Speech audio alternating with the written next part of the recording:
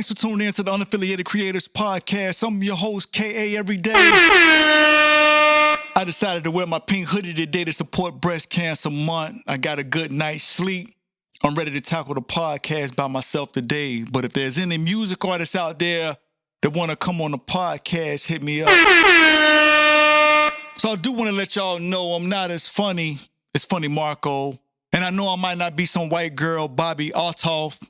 But hey, man, if you're a music artist and you want to find a podcast and look no further again, hit me up. And somebody please call Floyd Mayweather because this is the money episode. So let's talk about it. So recently, Jayz did an interview and the conversation came up again about would you rather take the dinner with Jayz or would you take the $500,000?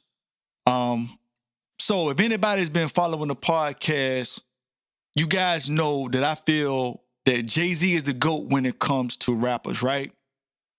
But even with that being said, I got a wife and I got kids. And what people always say, baby need new shoes, baby need diapers and milk, right? So my family would be looking at me crazy if I decided to take the dinner over taking the $500,000, right? And I'm going to be honest, as a guy, it kind of comes off as being a groupie if you would, want to sit down and eat with Jayz over taking the money. But I just wanted to ask y'all, what do y'all think? What would y'all do? And it's funny because in the interview, Jayz said you would be crazy if you turned down the money and you wanted the dinner. I mean, he basically was saying, look, he been giving us the game his whole music career. He was like, he been giving us the game $10 at a time. He basically broke it down like on every album, he been giving us game. So if you've been following his music career and you've been listening to what he been saying, what can he tell you in a dinner that he hasn't already told us over the years, right? So Jayz said that even he would take the money. And then I don't know if y'all saw this clip. Jayz was at a football game and some guy ran up on him. And of course, the guy had to be videoing. Everybody wanted that viral moment, right? But he basically was like, oh, Jayz, I'll take the $500,000 over the dinner. And Jayz just kind of looked at him kind of like he was a weirdo and was like, yeah. So again, Jayz was like, yeah, I would take the money too. And I'm Hove, you know what I'm saying? He like, yo, I'm him. I am Jayz, and I would take the money over, eating with me. So I get it. And I don't know if y'all saw this. So recently, Rick Ross posted a video on social media where he was saying that he would choose the dinner over the money. But the preface there, so years ago, Rick Ross had the opportunity to sit down with Jayz and Jayz shared some game with him. Just give me a few seconds. I'm going to see if I can find the video clip now.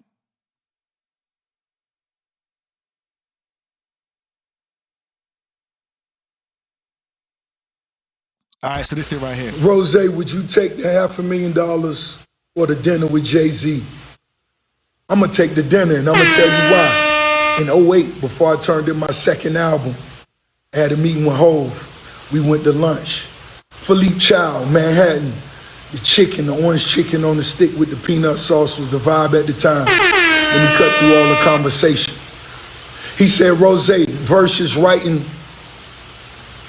to every beat you like, write to every record you can make work. He told me a quick story about Big Pimpin'. I said, okay, bet. So I went from writing one record to every 80 beats I like to writing 40 records out of every 80 beats I could make work. It took me to another level as a writer, another level as an artist. The amount of work I was putting out was next level. So you got to ask yourself, are you ready to digest the knowledge or you just want to look at this watch at the table? Right? So I understand.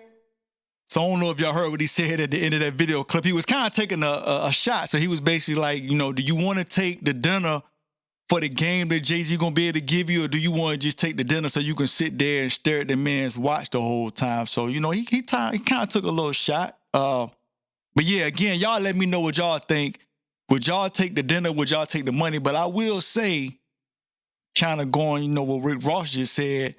It's easy for Rick Ross to say that he would take the dinner when, obviously his net worth is more than $500,000. I mean, Rick Ross just basically bought a jet.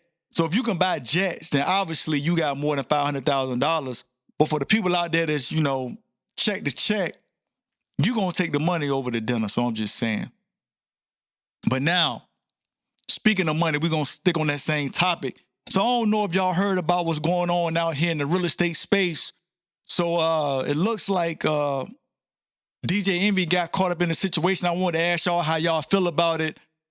He's been mixed up with this guy, and I'm probably going to say his name wrong, Caesar Pina. And it looks like it's some kind of real estate scam, or some people have been saying it's a Ponzi scheme. They basically was able to swindle people out of millions of dollars. And then recently, the Breakfast Club was served with a warrant. The FBI went up there and they basically raided the Breakfast Club, and they retrieved several electronic devices from the Breakfast Club. I guess they're trying to build a case. They're trying to see what's going on. They're trying to see, is DJ Envy really involved with this, or is he innocent? But the guy Caesar Pena put out a video not so long ago basically saying that DJ Envy had no knowledge of what's going on. I don't know what's true, what's not true, but there's been all these videos that's been circulating on the internet recently with them two together, and they've shown they were up on all these different properties. Somebody filming with a camera, and it's like the dude Caesar Pina's always kind of in the background, and it looks like DJ Envy is he's the spokesperson, or he's the mouthpiece. Like, he's always the one that's hyping up the video. He doing his normal, yo, this DJ Envy, and we here today at such and such property. And, he gets you so hyped. You like, man, if I got a couple of, $1,000, whatever. Yeah, I want to invest in what y'all got going on. And I just think all this is just kind of crazy timing, because I don't know if y'all saw the video that DJ Envy put out a while back, or really, I don't even think it was him. It was Vlad. So he did an interview with Vlad. And in the interview, there's a part where it's showing DJ Envy showing off all his cars. He got millions of dollars worth of like exotic cars, luxury cars and all that stuff. So I'm like, so you see that, and then you turn around and you saying that he getting, investigated for being potentially involved in this real estate scam, whatever. I just think it's kind of crazy. So I want to ask y'all what y'all think. But while I'm thinking about it, let me see if I can find this other video. There's a video out there where DJ Envy is basically pleading this case, or he's basically saying, I know a lot of stuff been going on, but I'm innocent. So let me see if I can find this video. Hold on. Matter of fact, I'm going to give y'all some sounds of some crickets while I'm trying to find the video.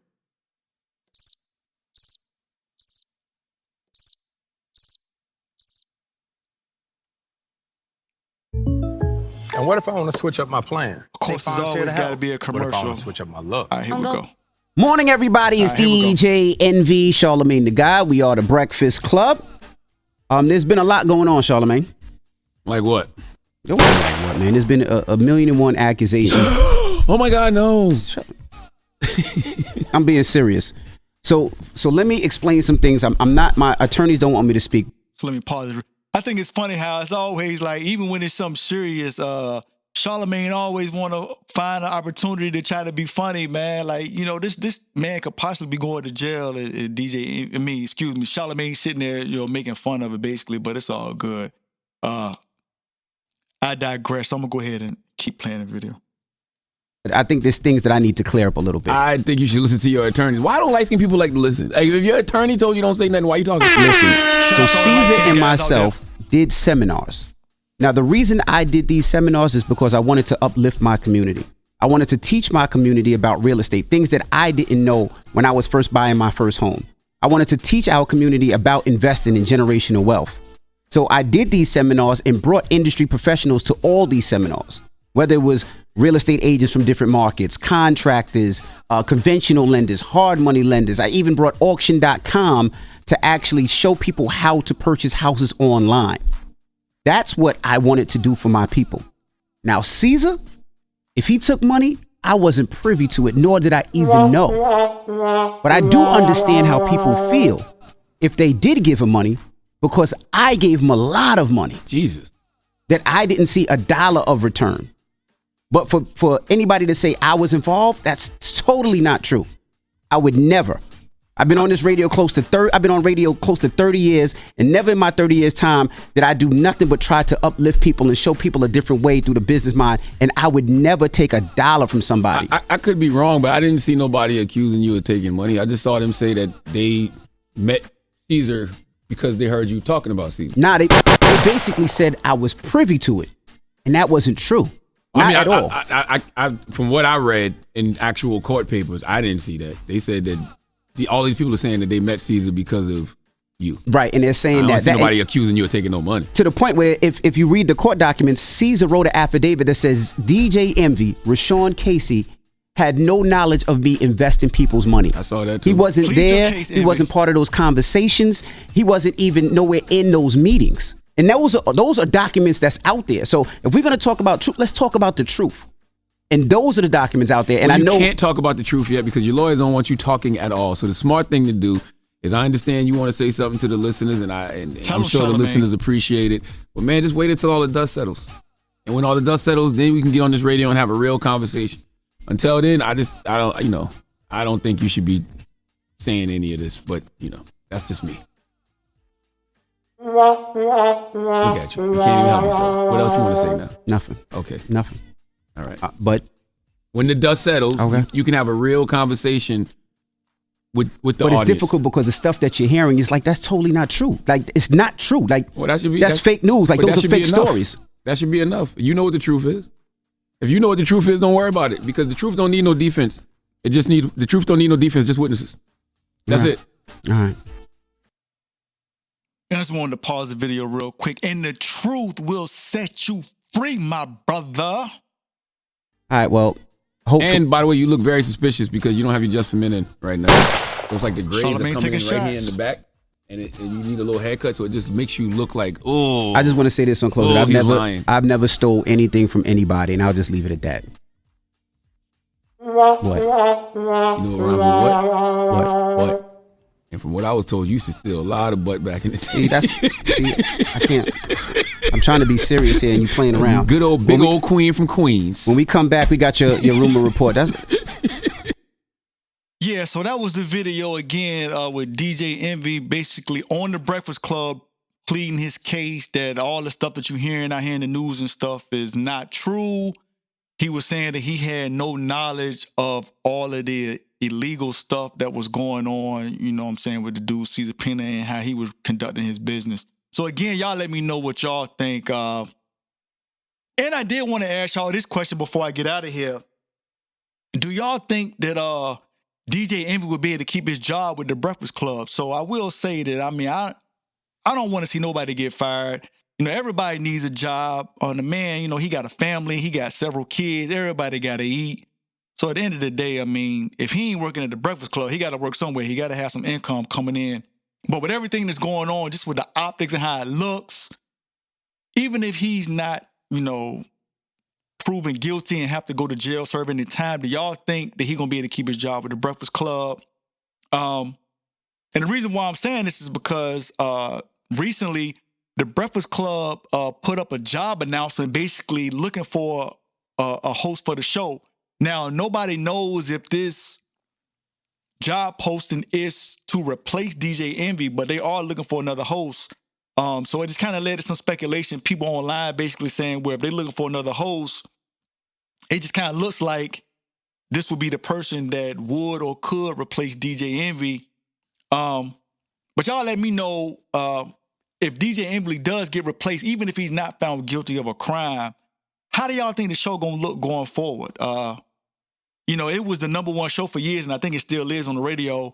But everybody was kind of used to seeing, the three of them. And then with Angela Yee left to do her own show, it was just the two of them. It was a different dynamic, but I think people were still tuning in. It was still, a very popular show.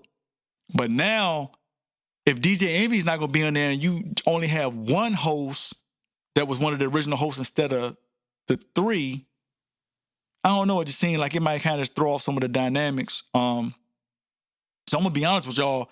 Out of all the different rotating guest hosts that they've had on the show, the one host that I thought was probably the most entertaining out of all of them was Ray J. Now, Ray J got a lot going on, And I don't know if he would have the time to just dedicate to just being a full-time host. But the times where they had him on the show, I mean, the dude is hilarious. I don't even think he's trying to be a comedian when he's on there. But just his vibe and just how, different stuff that he be talking about, man, he is hilarious. So I think that he would do good as being a host on the show.